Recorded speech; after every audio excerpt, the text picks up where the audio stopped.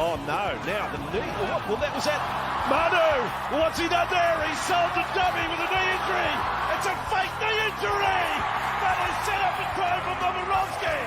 It's the next tackle. He gets an offload. He goes back and gets the football. Probably feels a cramp coming on in the back of his calf. And then just takes off. Oh, what a beauty.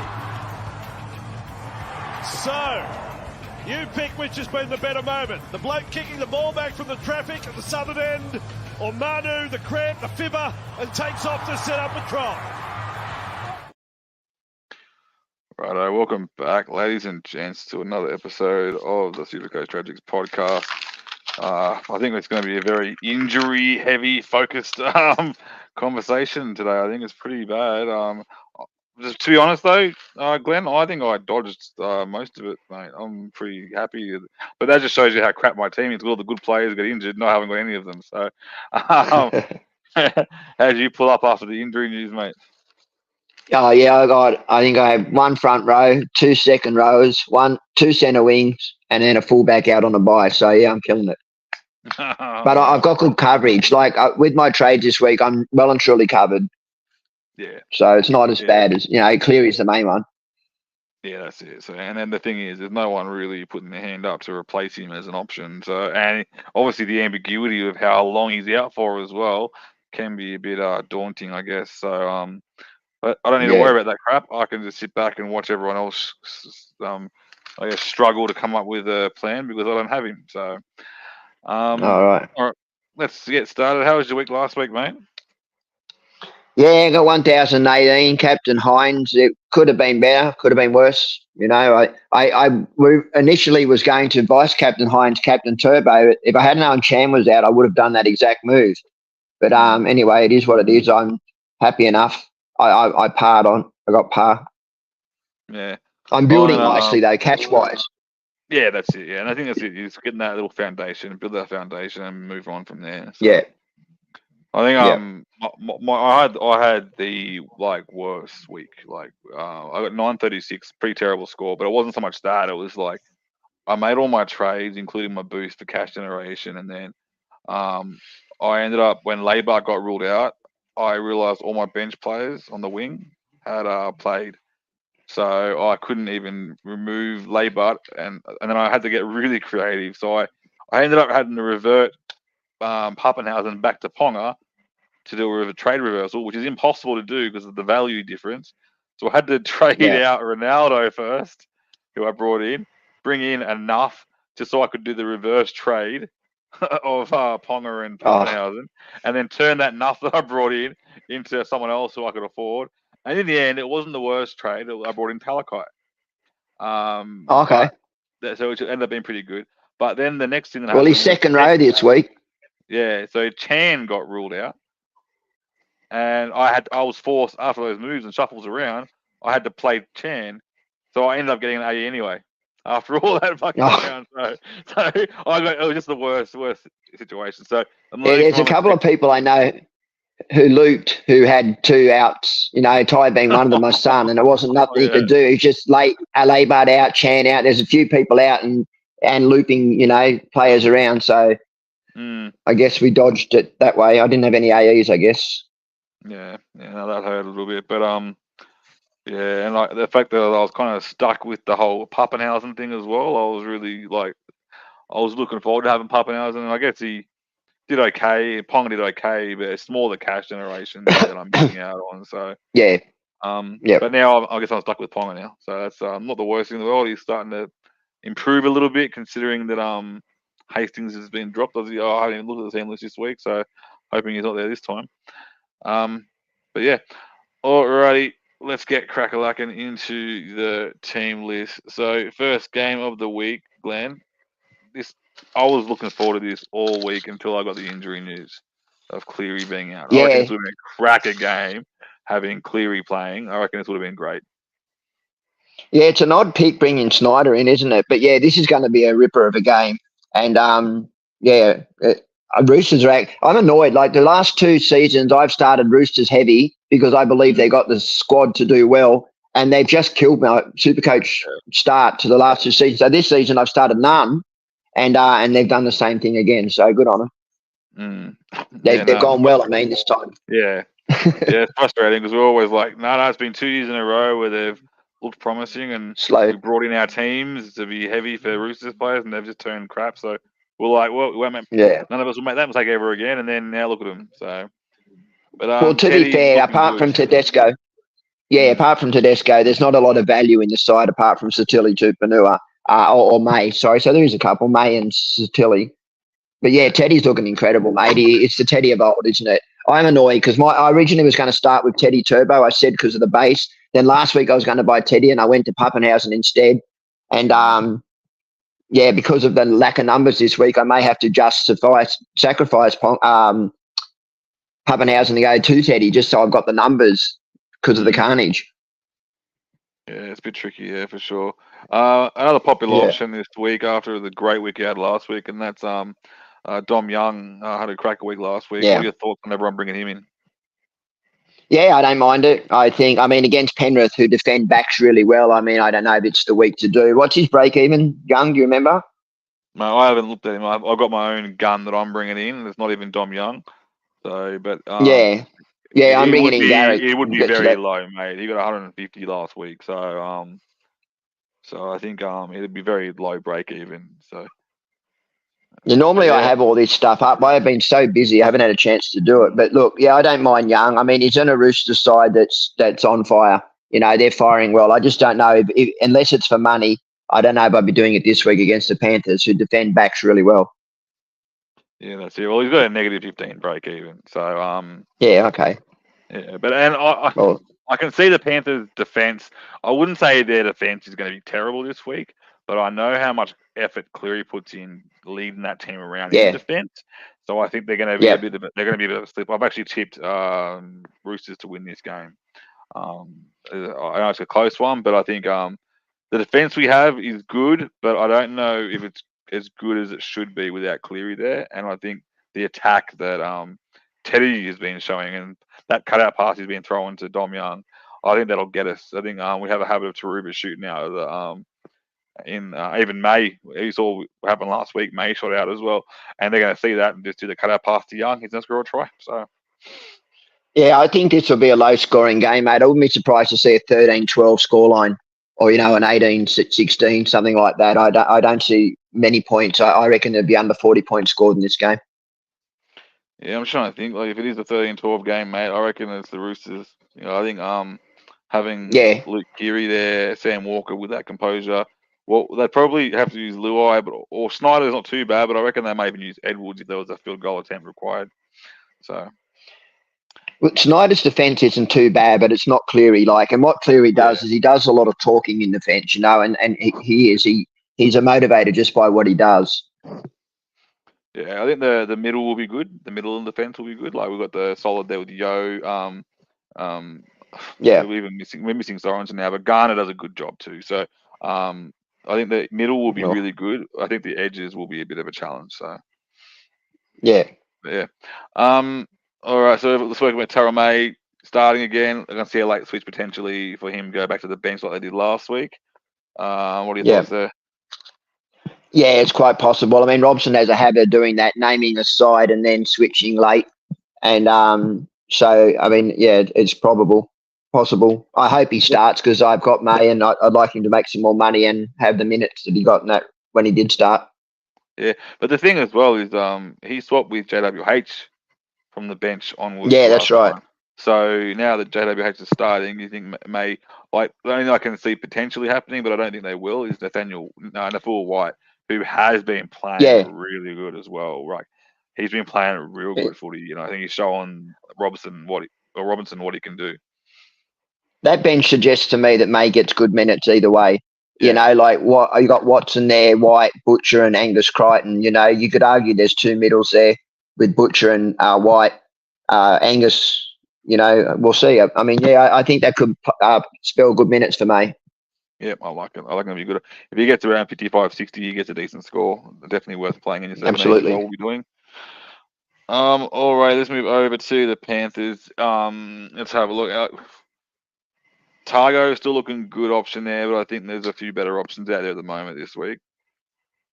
Yeah, based on the matchup, I don't like it, but I do like Targo, May, Toho, and Taruba. To be fair, I think that there's a lot of points in that Panthers side in the right matchups. I don't think this one's it. Roosters are really good at defending on the line. Panthers are really good at defending.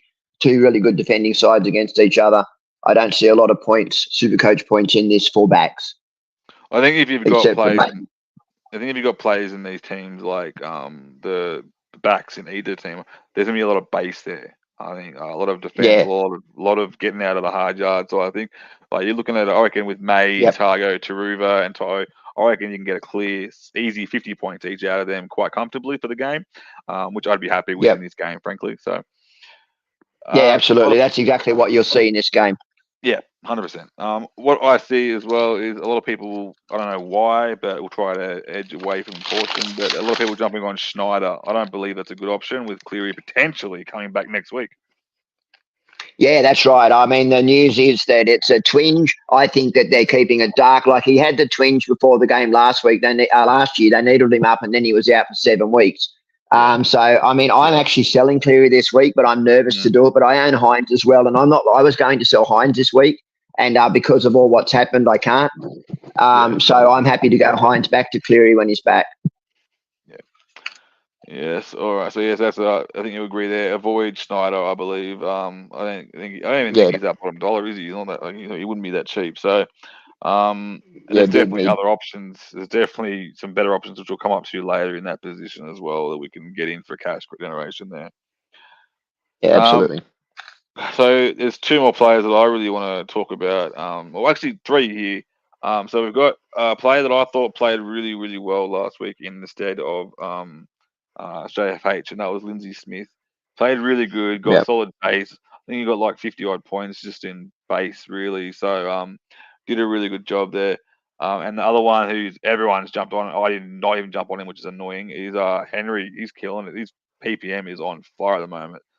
So if you haven't got him, absolutely. And yeah, well, depending on the trade that you're doing, I mean, if you're doing it for cash or if you're moving on someone like a Fumasalo or one of those kind of, if you've got a spud there on the bench, I don't spend a lot of time wasting coin around front row bench. I will on my, starters, but I do like Liam Henry. I'm annoyed because it was between him and Fumu I was going to start at the beginning, and I obviously chose the latter, and that frustrates me.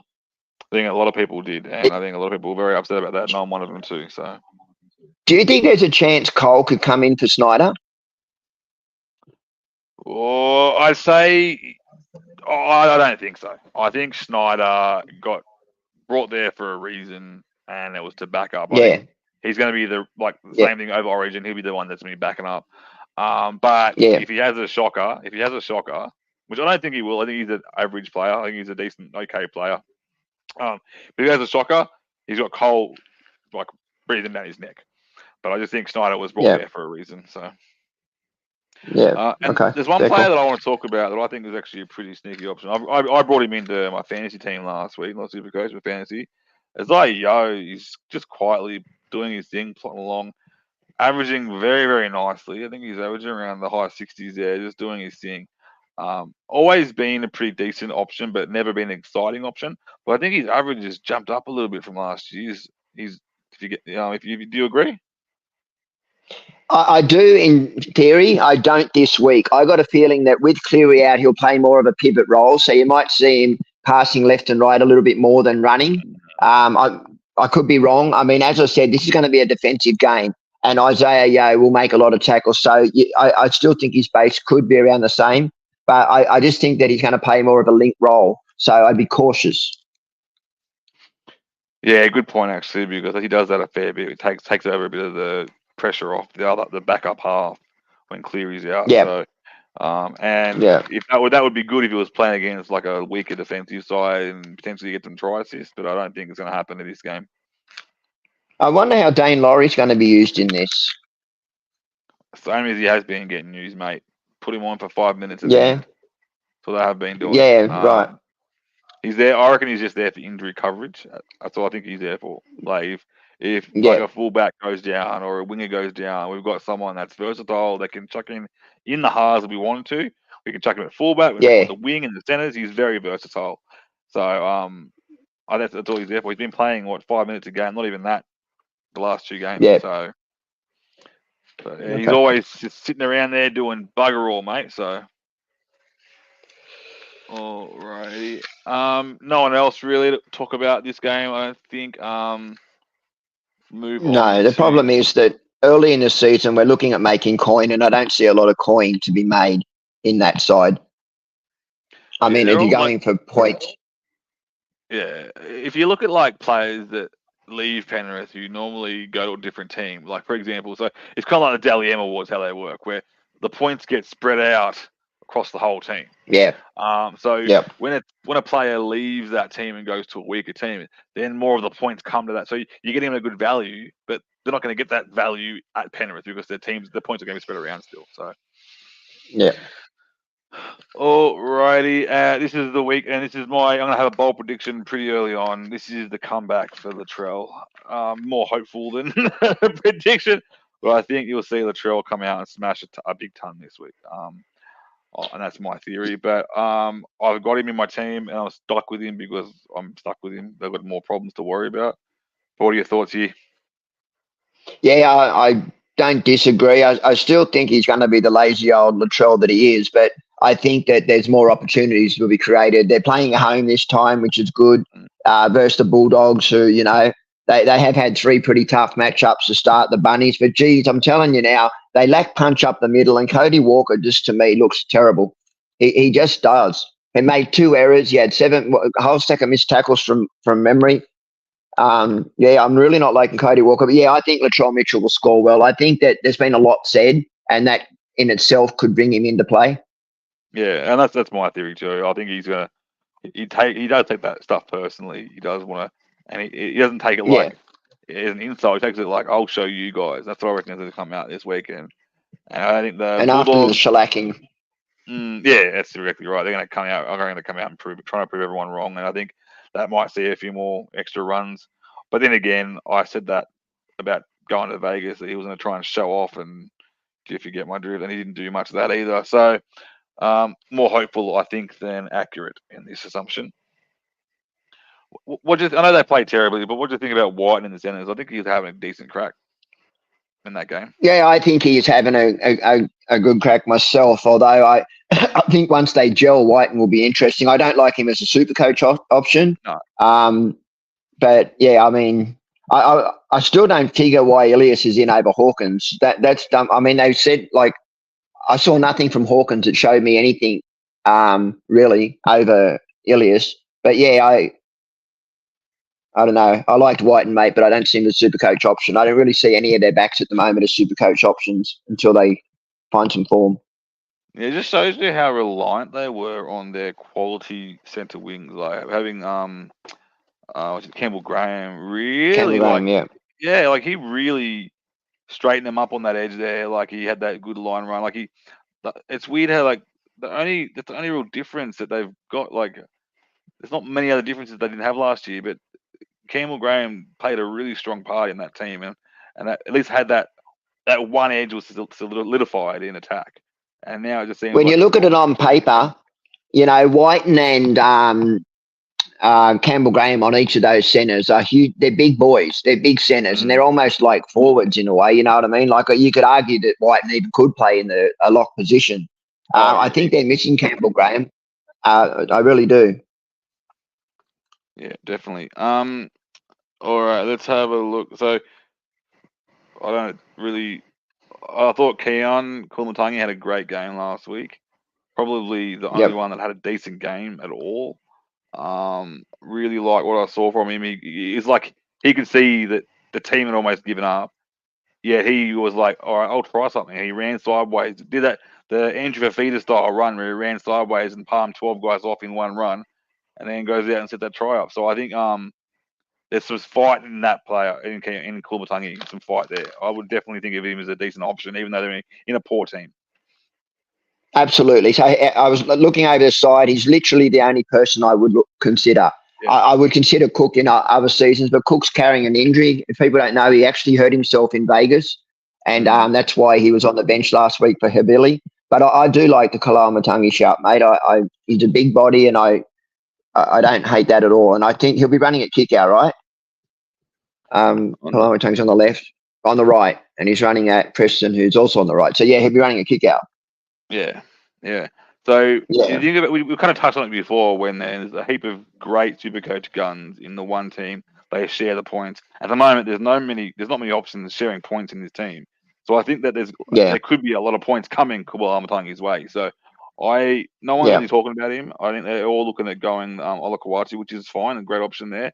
But I think he could be a sneaky little bit of a lower priced version of Ola Kawachi that could potentially get you some decent points as well. Yeah, absolutely. Alrighty, let's have a look at the Dogs, mate. I still like me some Wilson. Wilson, sorry, he's doing some good work there. Played a bit better last week. Yeah.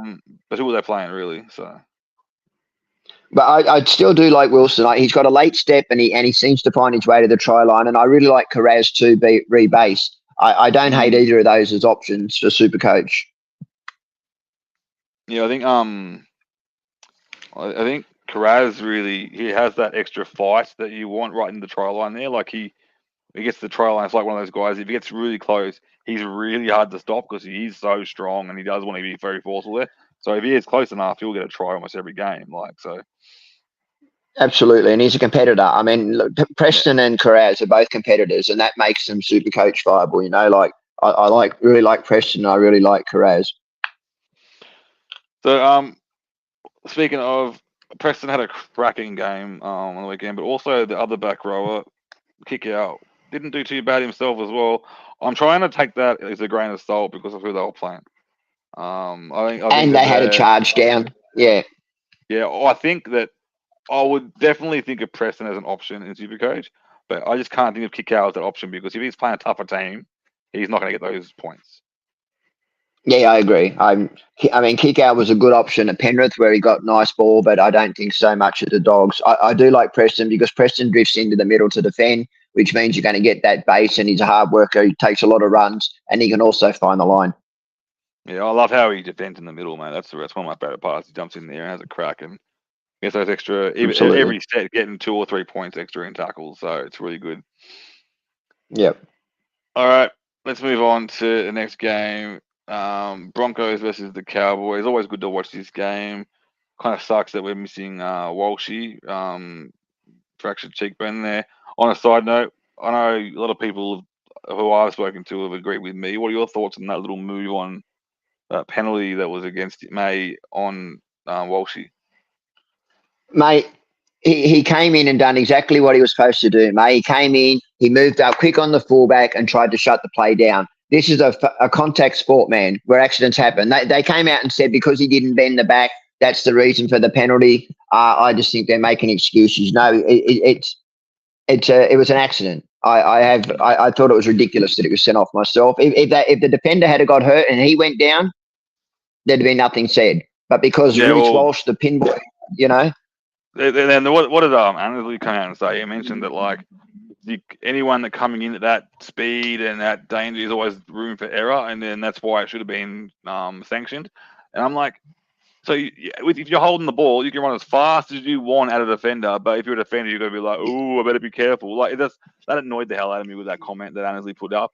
And the other one that annoys me more is when Kevy said, oh, so now everyone will do that every single time now. I'm like, yeah, so they're going to put themselves at risk by headbutting players. Yeah, that's right. Just to hurt them. That's a load of crap, mate. If he did it on purpose, he'd use the bloody solid part of his forehead like you do in soccer. But he used his chin. Yeah, that's right. Which is not a very solid part to use your head, mate. So May didn't go into that tackle thinking, I'm going to headbutt, go in and lead with the head. That would be insanity. It's just a contact sport. Yeah. It frustrates me more because it was Kevy who played back in that tough boy era. And he's coming out with that crap. Yeah, that's right. So, I don't know. Oh, the Walters have always been whingers. Yeah, that's it. Walters and Broncos, the whinging pair. Tristan Saylor. A lot of people are talking about bringing in Tristan. I'm going to warn them, don't do it. Yeah. Yeah, and why? Just tell everyone why, because a lot of people are probably going to be like, well, he's cheap. Well, Walsh will be back probably quicker than people think to start with. And once he is, he'll be moved out of the side. You know what I mean? And then you're going to have an NPR that's not made you any money. He's not. If you're lucky, you might get him for one rise. And based on the draw, I don't see a lot of points in him. I mean, if he does do well enough to make a lot of money, maybe you can grab him on the third. But there's better options, as we'll see when we get further in. Yeah, and I think as well is I think that without Walsh and Haas, there's not much room to open him up. He has that attacking flair about him, but is anyone going to be able to lay that platform down for him to be able to give him that room? I don't think there is. So No, well, I mean, maybe Staggs and Cobbo. That's about it. Yeah. Yeah, well, I mean, I like Tristan Saylor as a player, and he's potentially a good player, and he will eventually find his way into a first grade spot, but it's not yet. He's a bit low, so I wouldn't be touching him. Yeah. Anyone in the forward pack here, mate, that you're liking the looks of? I know that the Hat's out there. Anyone showed any signs of being worthy to bring in? No, not really. Not from a super. Yeah, Carrigan. I mean, if you're going to go someone, pay up for someone, and you want base, Pat Carrigan will do that job for you. But again, I prefer my ceiling players. I think he's got the base. I don't know if he's got the ceiling that I'd like in a second rower. As for the front rowers, no. I think his average goes up when Haas is gone, but I don't know if it warrants a trade in. I think he averages around the 60-65 mark, and then when Haas he's gone, he gets about an extra 10, 15 points on average a game. So I haven't got any stats to back that up. I've just noticed it. But I think, Carrigan definitely is not the worst play if you've got him in your team without Haas. But yeah, like you said, I'm the same as you. If you like the base, that's great. If you're looking for ceiling players, look at the Olakuatus or the Kumatangis or go from there. Yeah. Alrighty.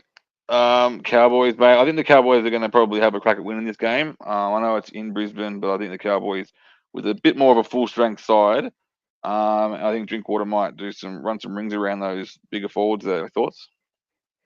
Yeah, absolutely. I think Drinkwater and Holmes and Laybutt are all serious options this week. I notice a lot of people are going to Holmes. I think it's a lot to pay, $800K, like for a back, but Holmes can't, he's one of the most bought in. So, but I like Drinkwater, I like Holmes, I like Laybutt. Although, what was the nature of Laybutt's injury last week? Do you recall? Ankle injury. Ankle. Yeah. Well, I'd be cautious on buying. I'd play if I owned. Yeah. So let's have a look. Look it down. You got Thomas Chester in the reserves, in the waiting, ready to go. So, definitely after last week when he kind of bit me in the ass a little bit, I think definitely want to hold off on. Well, the fact that Chester's 18th man, exactly, is concerning. Yeah. I ended up bringing in Finafuaki into my team last week as a last-minute trade to try to make sure that I had enough players. And then Chan made sure that didn't happen, but not bad. Really, really good. I know he had did he have a head knock on off the field for a little bit at the start there, and still managed to get around 52 points. Yeah, I don't mind him at all. Both Nanai and him looked really good. Cotter, all three of those. Robson. There's a lot of super coach pedigree in this side. From Drinkwater, Holmes, Dearden, Robson, Fanoa-Feki, Nanai, and Cotter are all serious super coach options. Yeah, I like what I saw from Fioneki. Fine, Fua-Feki. Trying to say that 10 times. Yeah. I think at the start of the year in our preseason podcast, we mentioned like players that we think are going to have the best start of the season, and then we went to the hooker position, and we all agreed that Robson would be the top scorer after round 6. Looking likely at the moment. He's looking bloody good, and I guess that was a really good draw prediction from all of us, really. Well, I mean, to be fair, the draw for them looked really good, and him and the one from the Eels have both been taken on the line, which has been really good, and they got that nice short pass close to the line, putting in them forward. So, yeah, I really like Robson. I was always going to trade him after the buys to Grant. I mean, Grant's one of the most traded out now. So, I mean, those that started with Grant instead of Robson will be paying the price for it. Yeah, and I am one of those, which is frustrating, but I'm not trading out Grant. I am going to keep him. I feel safe enough having Lussick as my main hooker this week after what he's shown me the last few weeks. Not the best last week. Yeah, I wouldn't be selling Grant. Yeah, I'm gonna hold on to Grant. I think I don't need to trade him out. He's gonna be he will be the number one averaging hooker by the end of the year, more than likely. So I'm Absolutely will. Yeah. Yeah, I mean, I'll be working towards Grant. My whole, that's what I was looking to do. So, Yeah. I wouldn't be selling him because it's two trades. You'll be trading him out and you'll be getting him back in. It sort of doesn't make a lot of Supercoach sense to me, That's right. especially in a round where we're losing so many players. Oh yeah, that's it. Oh, in saying that, when people use losing players and they see a player that could be out for like 1 or 2 weeks, they might want to just, well, Grant isn't playing either, and that's what their logic is. That they just need to get those Yeah. 17 players in their team, but Grant's not that way of doing it. Yeah, you wouldn't trade out Pappenhausen, for example, unless you were forced to for some whatever reason. But one thing I want to say is, we'll keep an eye out for Ruben Cotter here. Obviously, looking a bit sad there. Potentially 1 to 2 week injury before the team list got named out there. So just keep an eye on the team list because I've got him in my team, and I'm not making the same mistake as last week. I'm keeping a boost available in case he does get ruled out. Then I can actually I've got enough cash to probably look at moving the Bulldogs. What do you call it? The Bulldogs front rower, and I can put Cotter on the bench. So I'll be saving a boost just for that injury potential there. So all right. No one really else to talk about here. I think it's gonna be a good game to watch though. Yeah, it's be a good game. I think the Broncos game and the Roosters game will both be good games to watch. No, excuse me. All right, next game we've got this year's grand finalist after game 1. Dragons up against Manly. Definitely a few options here. It's funny how everyone's like, "Oh, I got to sell Cleary. He's injured." This is before when we thought Cleary was out for a month, and everyone was like, "We have to sell Cleary." Not one person mentioned my pod, and that's Ben Hunt. No one mentioned him. But quietly averaging around 60 points a game, so I'm not too upset about that. Yeah, I don't hate it. I mean, I'm looking at a half this week myself, and I'm going between Brooks and Hunt, but I'm going to go to Brooks, which is strange, but I'm doing it. But look, there's a few players in this side I like. I like Lomax, I like Bird, and Flanagan's been quietly making me some good money and points on the bench. I've got him as my backup 5'8". So yeah, those three to start with, we'll talk about, and Hunt. Yeah, I'm liking. I haven't got Flanagan. I ended up starting with a different pod now in Metcalf as my backup 5'8", but I have liked the look of him. I know, and that was one of the reasons why I went Hunt actually in my team, is because I thought that having that more solid game controller can free Ben Hunt up to do his thing. But then it turned out that Flanagan's doing more of the hole running a lot of time and running through and getting tries, so he's doing quite well for himself, looking pretty good. I think the scores in anyone in this team are going to be fluctuated. You'll get a 100 1 week, you'll get a 30 the week after, I think. And it all depends on what team's turning up to which game. Yeah, I don't disagree with that. I mean, I only bought Flanagan in to make money. I've always rated Flanagan and Brooks much higher than other people have. People laugh at me when I say this, but I class Kyle Flanagan as a mini Cleary. I think that he's got all the attributes. I just think he needs a bit of good time in first grade. I rate Flanagan. I mean, I don't rate him up there as a long-term Supercoach prospect, but he'll make you some money. He'll get you a solid enough score whilst you're making that money to walk towards someone better down the track where we own a Cleary Hines, which is what I own at the moment. He's definitely proven that point for you this year, doing pretty well for himself, so like it. Yeah. Well, hopefully when Munster gets back, that's where I'll be going, Flanagan to Munster. So I have Brown Munster. Yeah. All right. So for Tom Eisen, who's still keeping his spot there, plodding along nicely, not breaking any any records or anything, but doing a nice little safe job there in the second in the lock position there, getting points at a nice low price. Yeah, wouldn't be grabbing him. Dragons. No, I mean, what's his price point now? Oh, he started off at like 270, so it was very, very cheap. So yeah, I wouldn't be personally, I would not be getting him this week. I think he's not going to build up enough cash. No, well, that's right. I mean, the fact you could play him at centre wing wasn't a bad idea to start him at the beginning of the season. I don't think I'd be buying him now. You know. Yeah, I like Jaden Sewer, but there you go. I like Jaden Sewer. I just got a fear around him. He had an injury of some kind or some kind of niggle that sort of scares me off him. But Sewer is, I can see some good scores coming out of him. Mm. Yeah, I think it'd be an interesting pod. he's always been a decent and he hasn't really let you down with his scores either. Like he's got a pretty decent base. Yeah. So he has to have Yep. even if he does have an average game and doesn't break any records, he's still going to get a decent minimum 45 usually, unless he gets injured. So definitely a safe option there. Yep. And I was way off. So Tom Eisenhuth, mate, he was like 360 when he first started. He's now 393. So he definitely had a question for me. Yeah. Alrighty, let's look at King Turbo. King Turbo, mate. This is hard to watch a game when he's playing because he's just a freak. Yeah, I love Turbo. I own Turbo. I started the season with Turbo. I'm bringing in Garrick this week as well to boot. Although I still, there's a part of me that wants to go to Boss Stock instead of Garrick, make that coin and then jump up and hold the coin there just in case.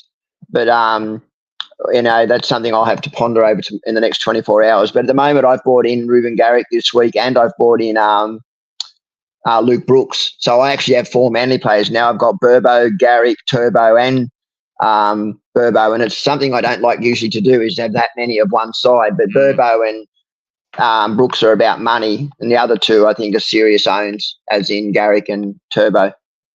I'm looking at them for points. And that's the thing as well. You can especially with those ones for money, like with Brooks, I guess he's a solid play if in your 17 if you need to. Burbo, you can mix and you can play him, you can leave him depending on matchup. Yeah. The other two are guys you can play every game and feel confident with. So I think if you're going to get 4 people from one team, you've picked 4 decent players really that you can have that. So.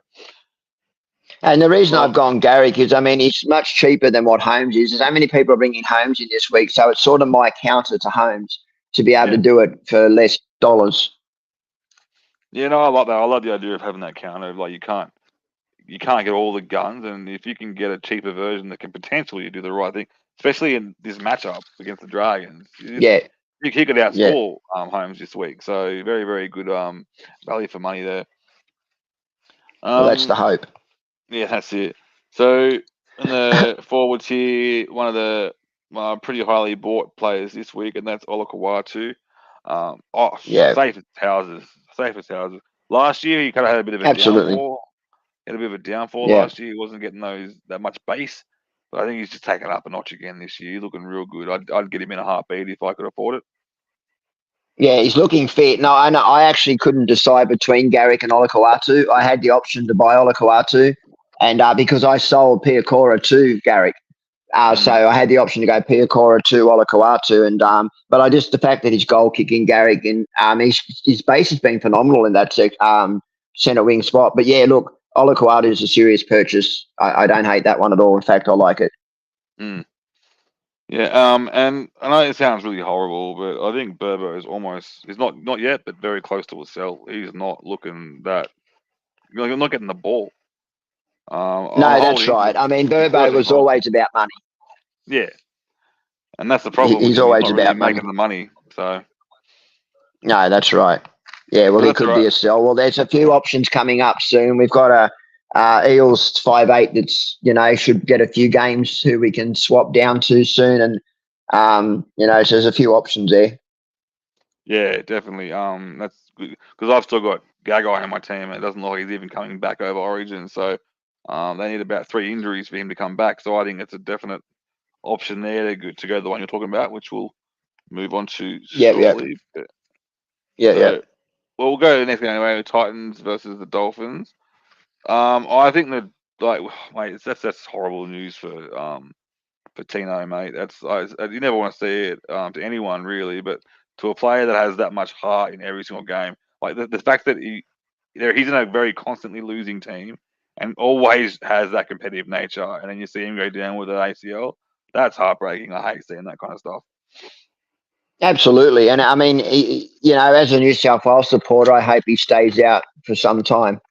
But as a rugby league supporter, I think it's, the Titans can't afford. The Titans have really been woeful. From my perspective, the worst side this year. They really are. And losing him ain't going to help. They've already got David Feeder on the pine as well. which could be interesting. He's been named as 18th man. So it'll be interesting to see if he comes in for Cleese Haas. Yeah, I remember hearing at the start they were looking at round 5 to bring him in, and like I don't know if they'd want to risk it, but you never know. I guess it's a home game at Seabus, so Interesting talking point on David Fafita. He has a clause in his contract that enables him to get out of the playing for the Titans to round 10, so he can actually leave. He's got a clause. I don't know. I did want to, because I remember that clause was a combination of him and Tino, who signed at the same time. Do you think that's right. Tino injury is going to play a part in the decision?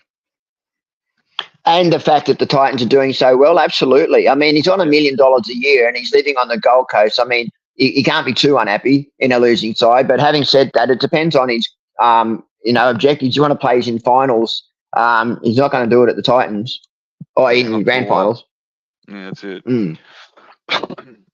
But yeah, no, I had a feeling that potentially Fafita, I know he had that clause for round 10, that with the injury news that he's not going to be playing alongside his buddy Tino for the whole year, he may want to utilise that clause. Tino's out for the season.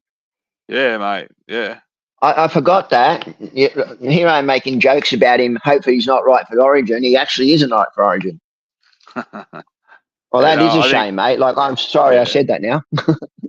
Honestly, I think the way he said it may have, like, if it's in the wrong ears, it can come out as offensive. But in my ears, it was like, we don't want you to play because we're freaking scared of you and the other team. So that's what that was for me. That's how I took it, as a compliment to him. So that's how I took it. It is a compliment. Yeah, absolutely.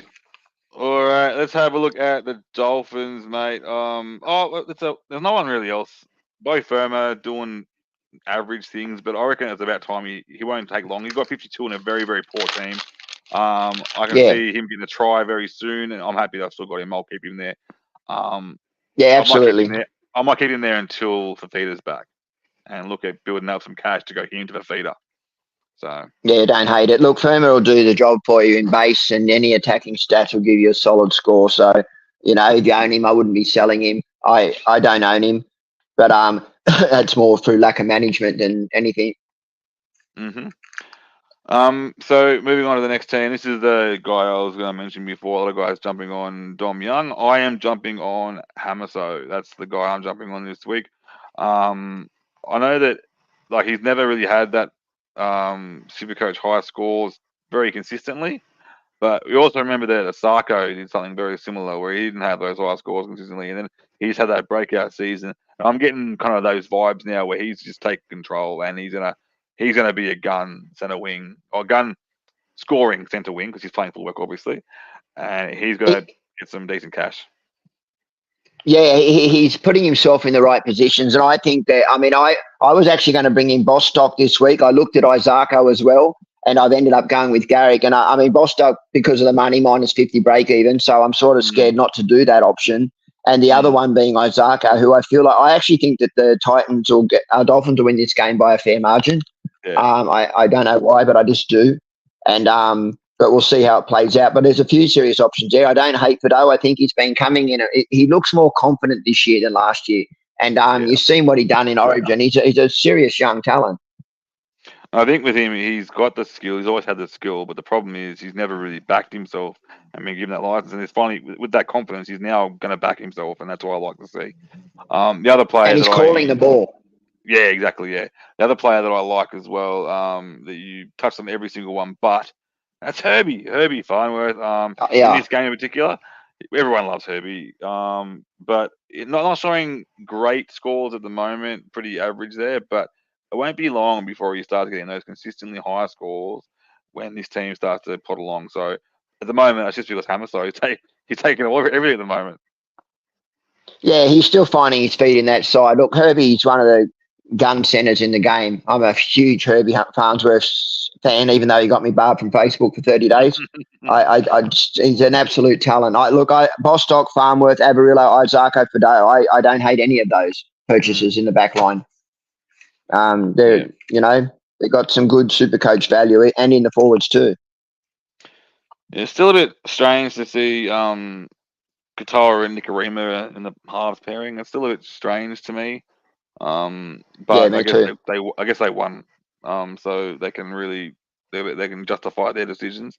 But I think Sean O'Sullivan needs to be there. I think he's a solid player. Needs to be there.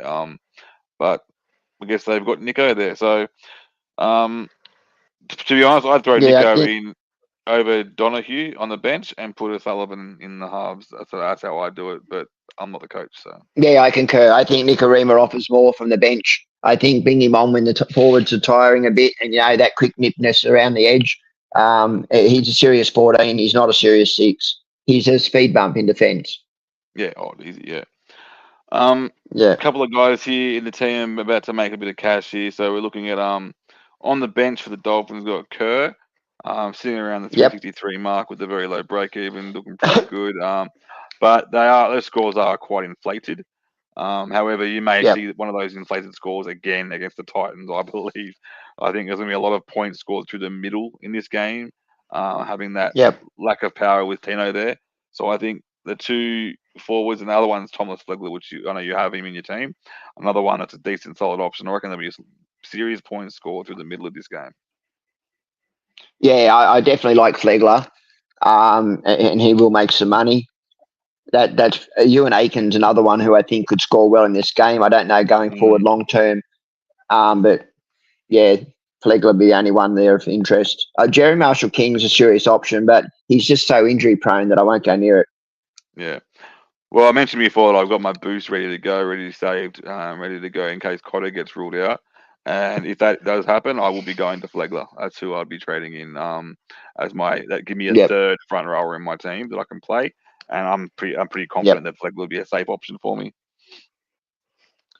nice. Oh, righty, let's move on to Sunday's first game. Round 4 is Warriors versus the Knights. RTS at fullback. Oh, this is going to be exciting stuff, mate. It sucks that everyone has him though. Oh, you don't have him?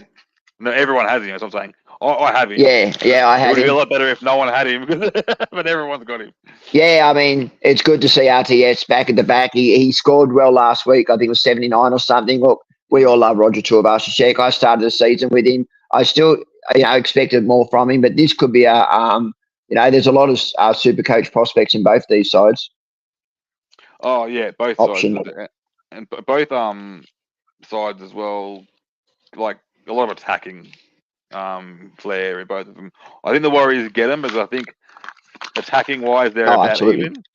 Attacking wise they're about Yep. even, but defensively the Warriors have them in this matchup. So I think the Warriors get them, but it could be pretty high scoring game still.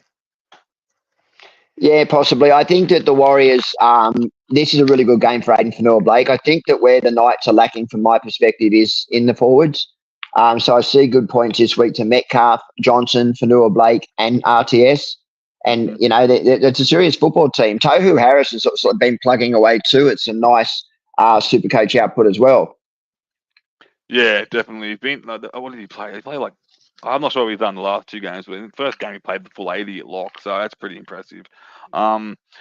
Just got a quick question in here, and I think it's right now. I normally wouldn't save them to the end, but I'd leave it for now. I think because someone just I know what I want to answer. Someone just said just tuned in, traded Haas to Tino.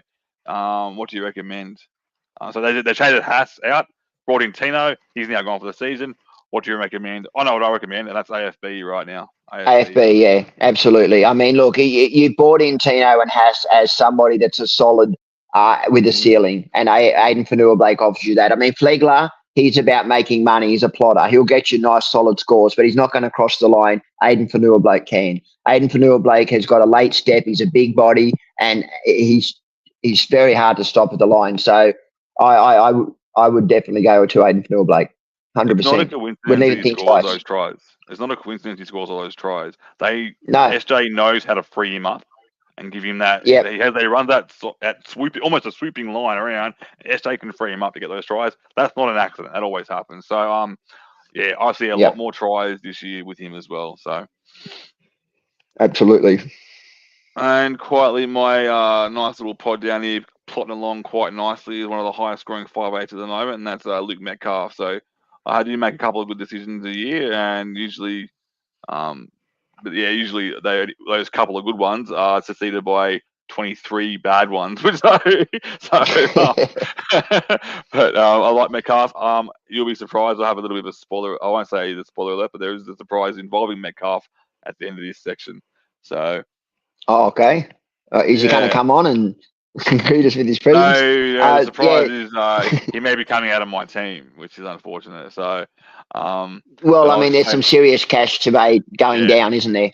Yeah, and the thing is, I was going to go Dylan Brown out to what's his name, Galvin, but then I remembered that with Moses out, Dylan Brown is not a guy I want to not have. So. Yeah, well, Moses, we'll get to that, but yeah, he'll touch the ball a lot more, Brown. Whether he runs as much is the problem, but yeah, it'll be an interesting, and it's a good matchup for them as well. But yeah, look, Aiden Fanua-Blake. I may well be going Aiden Fanua-Blake this week if Cotter's out. Well, I will be, but that means I won't be able to buy Garrick.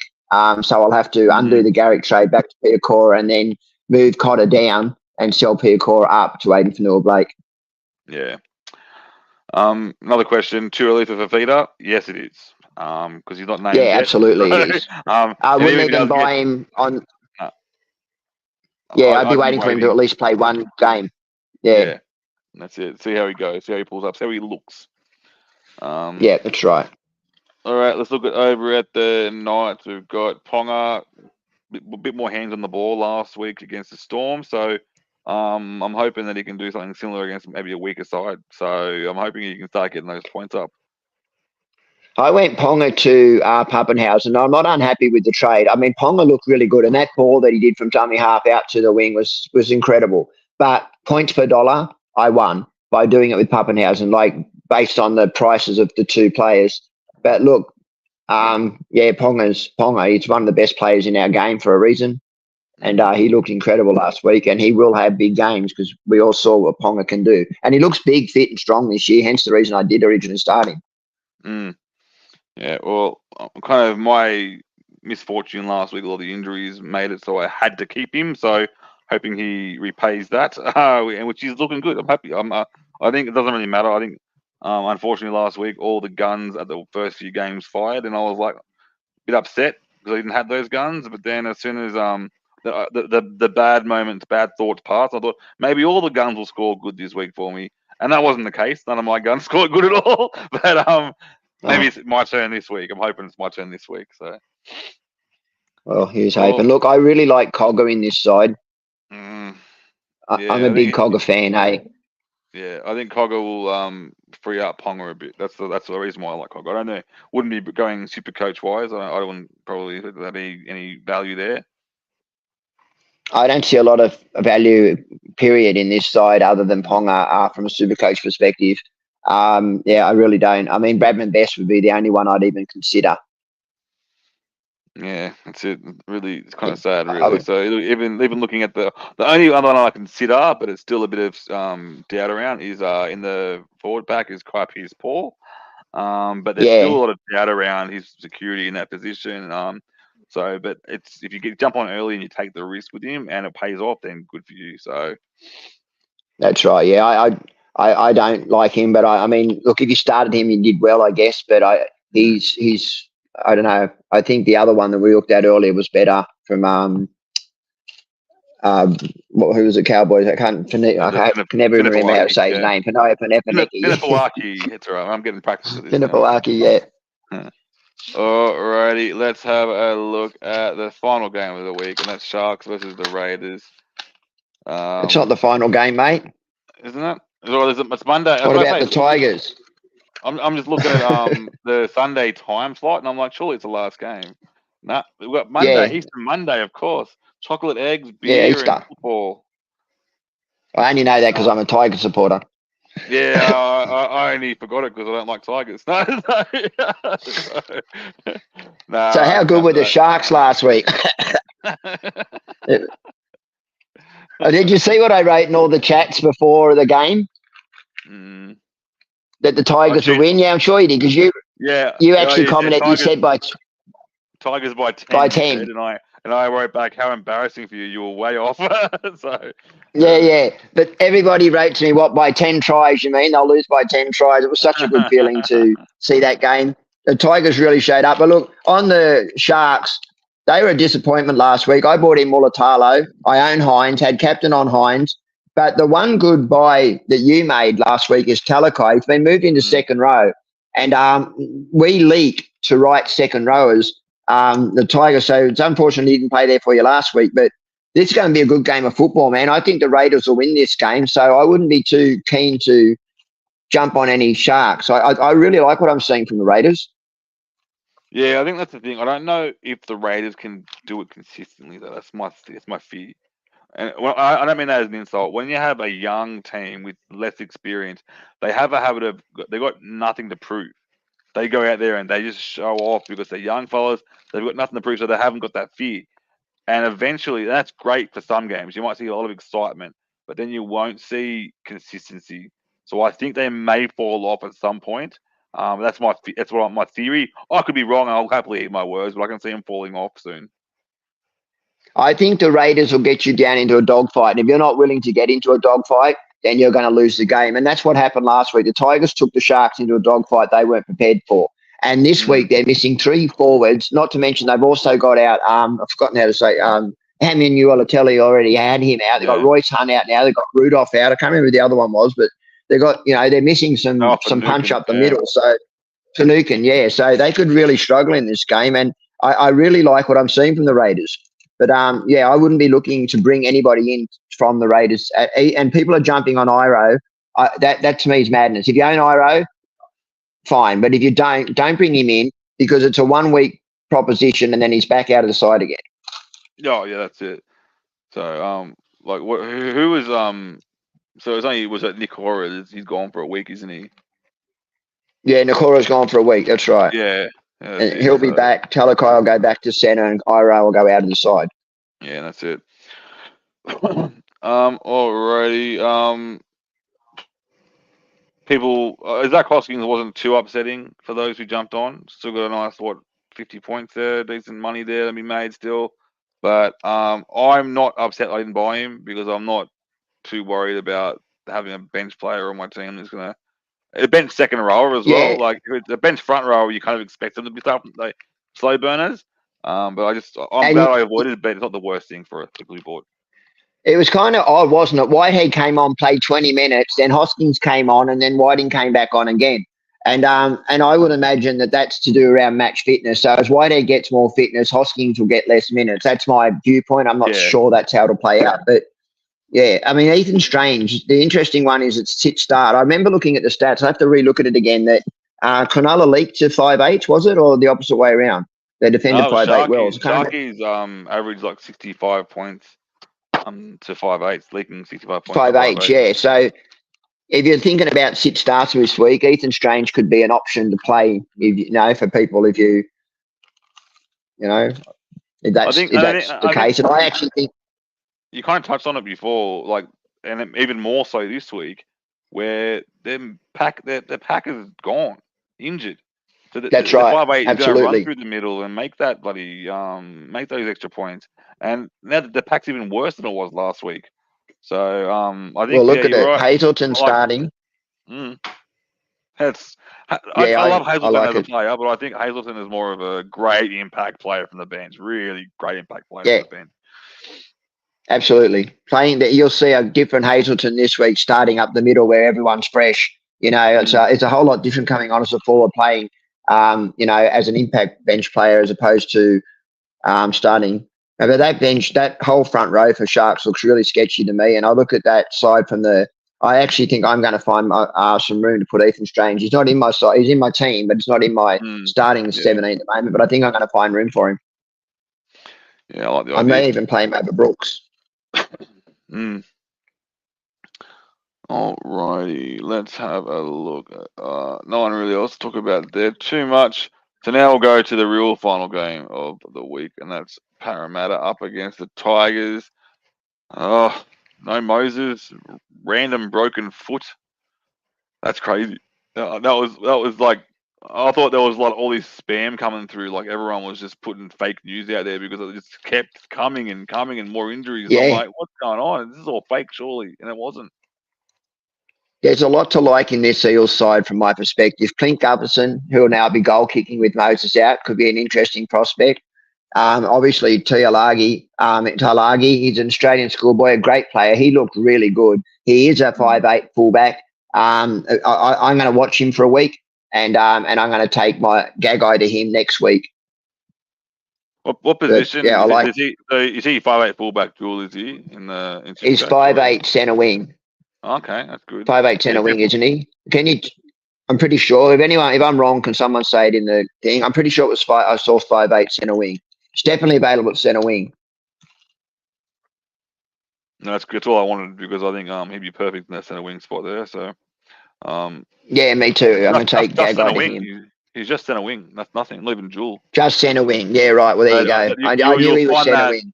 You'll find that will change without if he has enough game. He'll get Jewel after round 6 probably. So I think it was 3 games they had to play. I think it was. So yeah, absolutely. Yeah, I'll be all over him next week, mate, or the week after on his 3rd game. Well, that will be his 3rd game next week. Yeah. Yeah, so I'll be looking at him next week for sure. So we've got Dylan Brown, who was a guy that I was looking at selling, just to get that cash grab. But when the news came out that Moses was out, I think you're right. There'll be a little bit less base, but I think more of the attacking stats will go his way, and I can see a lot of attack in his team. So I think you will find that he'll take the lead. Average, yeah. And I've seen him play in the past. He goes both sides when Moses isn't there, and I love seeing Brown go on both sides. Yeah. Well, if Moses hadn't have been out, I was considering Brown as a captain option at 5'8" this week. But as I'm not so much with him at halfback. But just a quick shout out. I actually was thinking about bringing Hopgood in this week, but then I looked at his numbers. They haven't been as good as Hopgood used to be. But be careful with Bryce Cartwright. He's got some busted up ribs, and there's a real good chance that he doesn't play. Yeah, especially there's a very good versatile bench there in the second row for them. Talagi, yeah, Talagi, and they've got even Maddo. We all know Maddo can play second row quite comfortably too. So, well, he'd be a serious purchase if he was to get a 80-minute role on the edge. Yeah, because we know Maddo, even though he could play on the edge, he still defends in the middle, like he puts himself in that spot. So, yeah. All right, let's look at the dream team Tigers. Jareem Buller, I picked him up as my backup fullback in a draft. Could you believe? He's my backup fullback in a draft. I haven't even had to play him this year, and I kind of regretted that last week because Latrell let me down. So, but no, I want to see a bit more. I want to see a bit more from the Tigers and see if they can get that attacking consistently going. One game does not show grand final potential, but I'm not sure if you agree with that, Glenn.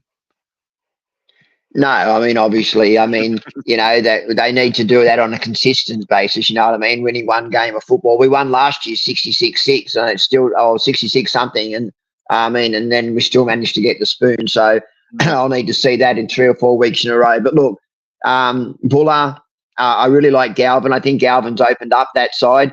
I really like him, and and Apo Coruscant, who's been playing some good football, and he's lucky to. Was it him that did that tackle, the hip drop? Mate, honestly, I was at a function and I didn't get to watch the game. I was only watching it like on the live scores on my phone, so I didn't get to watch the full game. I was too busy screaming.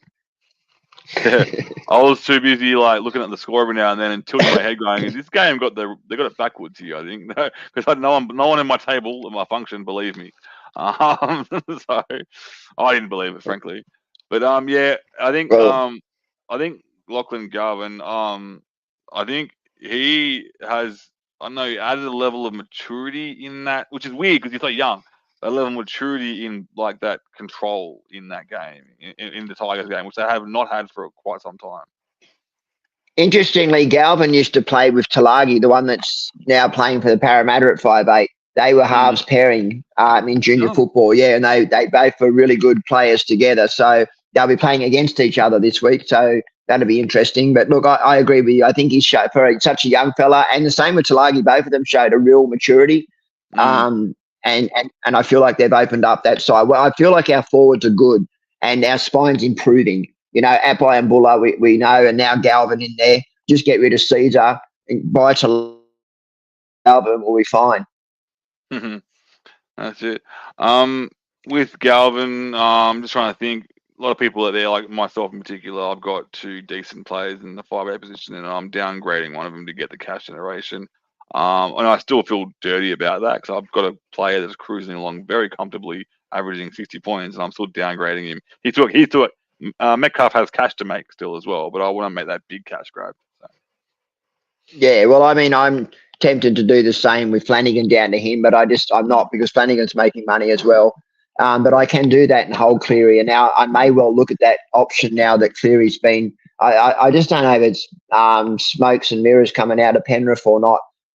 We'll find out, I guess. But I'm going to sell Hines to him anyway, Dano, if he does come back, because I said at the start of the season I'm not touching Hines. I don't like him with Trindle. I went against my own better judgment. Same with Tedesco. I was going to start Teddy and Turbo. Sometimes you just got to trust what your gut is and not be afraid to do them, and I have a habit of doing that. I'm so afraid I go along with the pack as opposed to doing what my head tells me. And yeah, I like trusting my gut usually, but my gut hasn't been very nice to me lately. So I think I might have to feed it some beer and tell it to shut up so I can just play my own Supercoach game.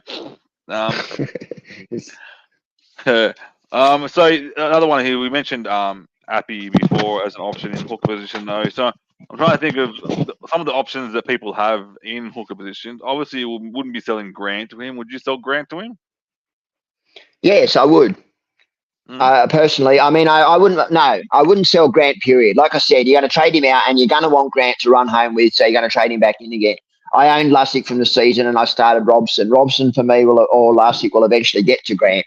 But look, Apai is playing some seriously good football, and I see a scenario where at some point I'll own Grant and Apai, or Grant and Robbo. So we'll see.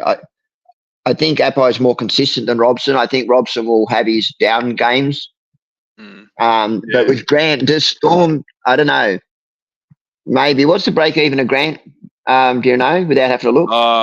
Without having to look, mate, it'd be quite high. He was priced around the 8, like low 8s, and he's been averaging 60 points a game. So he'd be a pretty high break even from memory. So, it's just that what I'll say is that the Storm has a lot more players in it where the points can go, whereas the Tigers, a lot of their stuff based around Apai Coruscant, which makes him a serious Supercoach prospect.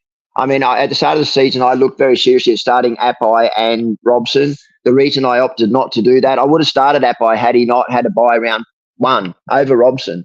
But Lussick, I mean, I had to start him because it's about making money, and at bottom dollar, he was always coming into my side. The other players of interest that could be interesting going forward is IPAP and Bateman. For people looking for pods, I don't hate IPAP as an option, or Bateman, to be honest. Yeah, I'm not trying to sound horrible here, but I would definitely. We kind of already touched on it. I don't want to jump on many Tigers players just yet until I see some more of that. But well, I mean, Galvin, you have to. But you want to see some consistent play from them, and hopefully for their sake, because they have had a rough trot. I know what it's like. Panthers had a very long rough trot, so it'd be good to see some teams get off the bottom for a bit and have a crack. This game worries me too. Like, the Eels have had the wood on the Tigers for the last couple of years. There's been some actually big scores, Eels versus Tigers. I know if you recall them, but I do as a Tigers supporter. But look, I'm really keen to see how the Tigers are going forward. But yeah, I agree with you on what you said, mate, around Supercoach prospects. Buller and Galvin, I like them. But Apai and Galvin, sorry, I meant to say, are the only 2 that I'd probably consider. Yeah, definitely. Alrighty, let's move on to the last section of our show. Let's talk. All right, so trade talk. Let's talk. What are you doing? Yes, so I'm making 3 trades. I'm selling Piakora to Garrick. I'm selling Cleary to Brooks at the moment. And I'm actually doing one that's insane. Everyone's going to say I'm nuts for doing it, but I'm doing it anyway. I'm going Tedesco for Pappenhausen. And I know that's not a smart trade to do. And I just I regret not starting Turbo and Teddy. And I said I was going to do it, and I'm going back to it. And I was going to do it last week as well, and I'm not going to keep sitting there saying, "Frick, I wish I'd have got Tedesco." I feel like Pappenhausen is every good as good as Tedesco, and I probably wouldn't have done it this round had I not had so much carnage. I've just been hit with so much carnage that my side would have been seriously depleted this week without at least fingerning one other gun. So for that reason as well. And Teddy has a clear run through right up to the Origin. So does Pappenhausen after this round as well. But yeah, I looked at the draw too. That's right. The draw for Teddy was a little bit better from my perspective than Pappenhausen, especially in the earlier period. Yeah, it still might be a tough game for him this week, defensively against Penrith, but still, it's another one game you're looking Absolutely. at. So. Yeah, I agree with you. I think they defend fullbacks really well. In fact, the average against 23. Penrith for fullback is 23. Yeah. But having said that, Teddy won't get 23. I hope not. No. Gee, I still may not make that choice. Have played against us. Look at the fullbacks that have played against us. We did have Puppy. Don't get me wrong, that's a good one. But he had his first game back from long-term injury. And then who we play next? I can't remember. Broncos. We had Walshy. How's that sound? Like Walshy got bugger all because he got injured in the first 5 seconds. That average is very much to be deflated. So you got to think that's right. Take stats as a grain of salt sometimes. So that's right. I agree. He'll get 50 at least. That's what I believe. Teddy will get against that team. Yeah, any one attacking stat on top of that, and he'll do well. Yeah. And the fact that Cleary's out in the middle could see some room through the middle. But I haven't. I'm not sold on that trade. The other trade could be I undo that and I go Gagai to Bostock, which I have the money to do. And we'll see. I don't hate that trade either. I think at least that one makes me money. But I like the draw going forward for Tedesco. Yeah. All right. Well, my trades this week, I only got the 2 so far, but I've got another one planned just in case an injury. So just back up there. But so I'm going to go Metcalf out for Galvin. So Galvin will be my backup 5'8" to make some cash for me. And then I'm going Tuapiki out for Hamaso. So I think that's a pretty good trade. Even when Tuapiki is only out for 1 week, but we all know that CNK is due back the week after. So I don't see Tuapiki coming back at all. So if he does come back, he might come back from the bench, but I don't see him doing that. So no, that won't happen. And then I'll have enough cash there in the bank if I need to go to trade out.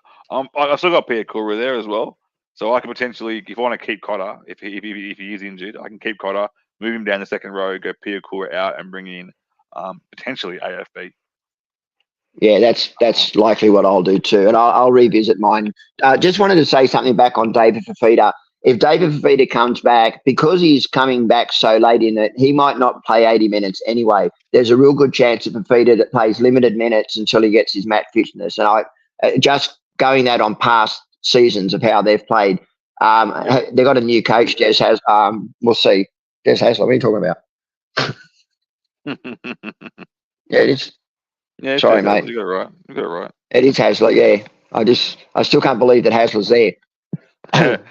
It was a bit awkward last week. A lot of people booing him from Canterbury. So yeah, well, that's fair enough. It's fair enough. Alrighty, captain, vice captain. How are we looking?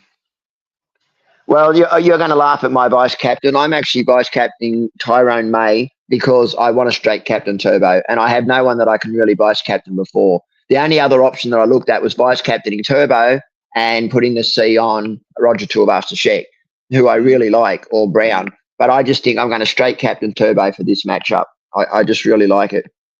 Yeah, like it. Sounds good. I am a glutton for punishment, so I've got the captain on Hines. But I've got the VC on Latrell as my VC option there. But I'm thinking potentially about putting a really risky captain on Latrell. Yeah, I don't hate that at all. I think trying to trust my gut again, which hasn't been nice for me so much, but I'm thinking I like what I can see. I reckon I can see a decent score from Latrell this week. He needs to pay back my faith. Yeah, I don't hate a straight C for Latrell at all, Dan. I think that's not a bad option against the Dogs. I mean, he should score at least 20, 24 in goal kicks alone. Yeah, that's right. Yeah, hopefully. Yeah. You see the dogs did all right last week, but look as they were playing. So I think that and the Rabbitohs have been playing terribly, but they've been playing against quality teams at the same time. So they still need to get They're there. still a good football side. Yeah. Yeah. You know, They any need to get that side that's shit got figured out. Latrell, Walker, Cook, and co, Murray and Whiten. There's seriously good players in that side. Mm. Just a late question here. We just got here. Do we know how long Piakura is out? Last I heard, 4 don't weeks. quote me on this. Yeah, last time I heard, they was doing a 4-week rehab plan. That's what I've heard coming out of the camp there. So, and that could be 4 weeks out. That could be 4 weeks, and because he's doing a 4-week rehab plan, and that could be even longer after that. That's what we've been told. So, It's a shame because I like what I saw from Piakura. He can find a hole and he's a hard worker. Yeah, definitely.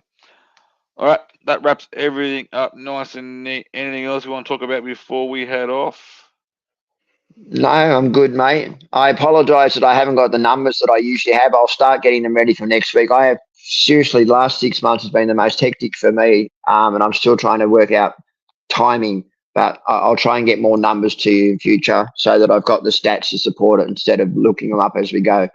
Yeah, so you come out with a guy that has know-how rather than a guy like myself that just talks out of his ass the whole time.